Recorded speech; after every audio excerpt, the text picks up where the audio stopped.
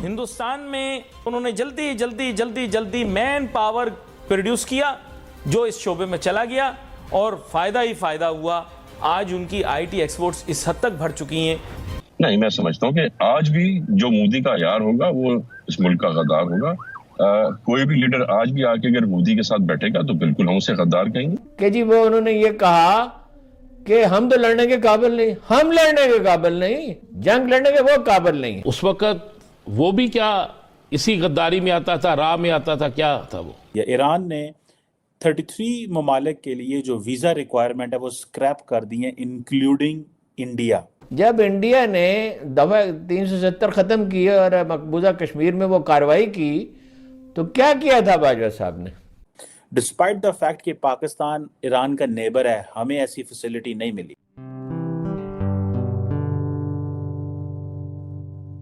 نمستے دوستو، جے ہند. نک news burner کی ریئیکشن ویڈیو میں آپ سبھی کا سواگت ہے. دوستو، پاکستان کا ورتمان پردھان منتری کا بیان آیا ہے اور وہ کہہ رہا ہے کہ بھارت کا سپریم کورٹ نے جو فیصلہ دیا ہے دھارا 370 پر، ہم اسے اپنی جوتوں کی نوک پر رکھتے ہیں. اس آدمی کی کوئی حیثیت نہیں ہے، پھر بھی یہ بھارت کے خلاف زہر اگل رہا ہے. پاکستانی آرمی نے اسے پی ایم بنا دیا ہے.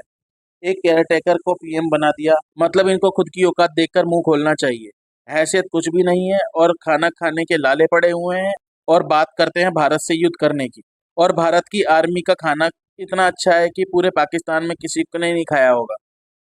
یہ بھکارستان خود کھاتا بھی بھیک مانگ کر ہے اور بات کرتا ہے جنگ کی. جن کی روٹی کا کوئی ٹھکانہ نہیں ہوتا نا، وہ لوگ بات کر رہے ہیں بھارت سے یدھ کرنے کی. پہلے اپنی روٹی کا انتظام کرو، پھر بات کرنا کشمیر کے بارے میں اور یدھ کی. پاکستانی ٹیڈی بیئر بھی اب بھارت کے آئی ٹی سیکٹر کی تعریف کر رہا ہے. ان سے کچھ اور تو ہوتا ہی نہیں، انہیں بھارت کے نام سے ہی روٹی مل رہی ہے. تبھی اپنے باپ بھارت کا نام ہر پاکستانیوں کے منہ پر ہوتا ہے. جس دن انہوں نے بھارت کا نام لینا چھوڑ دیا، ان کی روٹی کے لالے پڑ جائیں گے. تو چلتے ہیں آگے کی ویڈیو کی طرف. دھنیہ واد. وہ باجوہ صاحب کے بیچ میں ایک بات مجھے دوبارہ یاد ہے کہ وہ تو ایک مہرت ہے نا. دیکھیے، انہوں نے جب انڈیا نے دفعہ 370 ختم کی اور مقبوضہ کشمیر میں وہ کارروائی کی تو کیا کیا تھا باجوہ صاحب نے؟ 3 مہینے بعد جنگ بندی کر لی. وہ جنگ بندی کا کون سا وقت تھا؟ اور یہ اخبار نویسوں سے کہتے رہے، معتبر اخبار نویس کہتے، میں تو ان سے ملنا چھوڑ دیا تھا کہ جی وہ انہوں نے یہ کہا کہ ہم تو لڑنے کے قابل نہیں، ہم لڑنے کے قابل نہیں. وہ انڈین فوج میں خودکشی کے واقعات ہوتے ہیں، افسروں اور جوانوں کے تعلقات ٹھیک نہیں ہیں، وہ کھانے کو روتے ہیں، کھانا ٹھیک نہیں ہے. یہاں تو 7,000 آدمیوں نے جان دی ہے دہشت گردی کے خلاف جنگ میں. اور سیاچن میں یہاں تو اب بھی لوگ رضاکارانہ جاتے ہیں. وہ جب انہوں نے وہاں سے کارروائی کرنے کی کوشش کی، سو کالڈ وہ سرجیکل سٹرائک، اور اس کے بعد جہاز ان کے وہاں سے آئے تو یہاں سے اتنے اس کی تفصیلات کبھی نہیں آئیں. تو 2 جہاز ان کے گرا دیے تھے نا، اور 6 جگہ اسٹریٹجک جگہ پہ بمباری کی تھی ان کے قریب، اہم مقامات کے قریب. اور سانپ سونگ گیا تھا. اور چین کا نام نہیں لیتے مودی صاحب. جنگ لڑنے کے وہ قابل نہیں ہے. یہ جو باجوہ صاحب نے جو کردار ادا کیا ہے یہ یاد رکھا جائے گا تاریخ میں. یہ بوٹا ان کا لگایا. ہندوستان میں ہر ریاست میں نہیں، کچھ ریاستیں ایسی تھیں جنہوں نے اس پر توجہ دی کہ یہ انفارمیشن، کمیونیکیشن، ٹیکنالوجی، ان تمام شعبوں کے اوپر محنت کی جائے. وہاں پر ان کے بھی حالات کچھ اسی طرح کے تھے.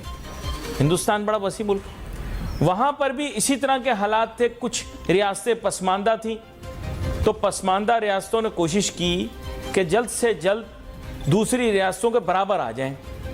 انہوں نے اس کا سہارا لیا.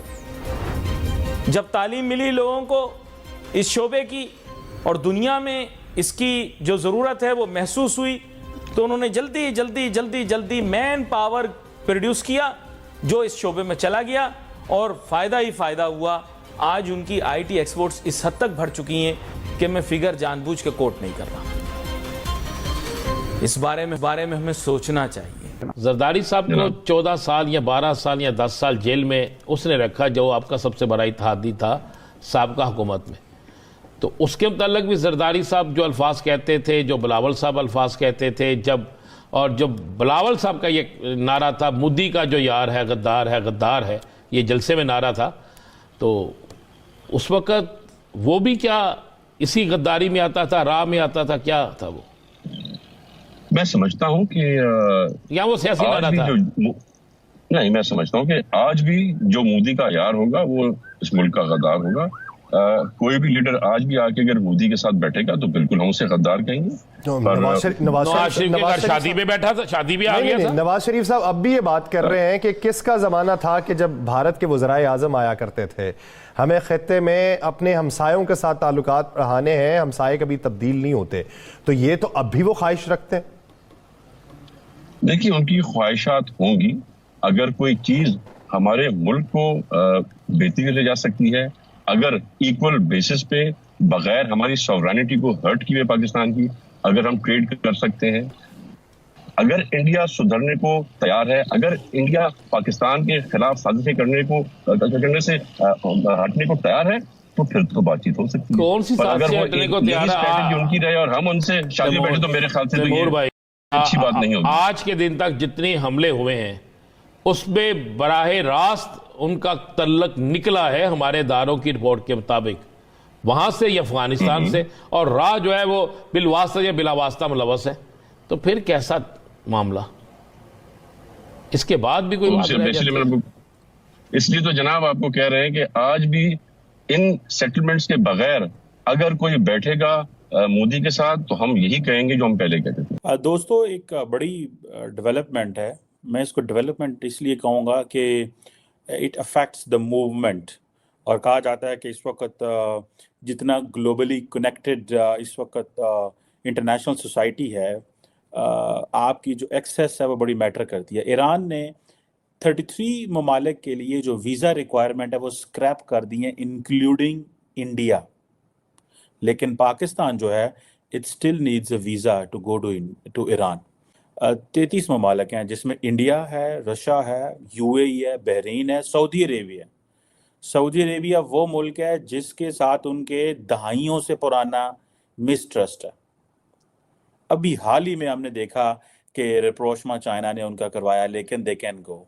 यूनाइटेड अरब एमिरेट्स और बहरीन और कतर और कुवैत, ये सारे जो जीसीसी में आते हैं, इनकी बड़ी सख्त लड़ाई थी इंडिया के साथ, ईरान के साथ, and but they all can travel to Iran without a visa. सारे सेंट्रल एशिया, अफ्रीका के तमाम जो Seychelles, Tanzania, Mauritius, Tunisia, Arabic जो ममालिक हैं, देन जापान, चलो वो तो डेवलप कंट्री है, सिंगापुर भी ठीक है, इवन साउथ अमेरिका से उन्होंने Brazil, Peru, Cuba, Mexico, Venezuela, Bosnia, Europe से, ईस्टर्न यूरोप से Belarus, Croatia, Serbia, Herzegovina, Bosnia and Herzegovina, ये सारे मुल्क जा सकते हैं। ठीक है जी।